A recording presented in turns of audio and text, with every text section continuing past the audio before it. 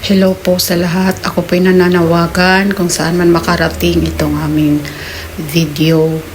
Yung aso na yan, ang pangalan niya ay Pomi.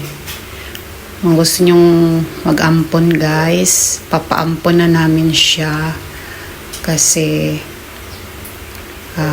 hindi ko na siya kayang alagaan. Ayan siya. Sino man ang may mabuting puso dyan, amponin nyo na siya. Mabait naman siyang aso guys.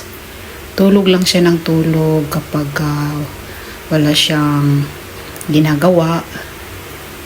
Tapos hindi rin siya mapili sa pagkain. Basta wag lang yung mga pagkain ng tao guys. Pagkain lang din ng aso.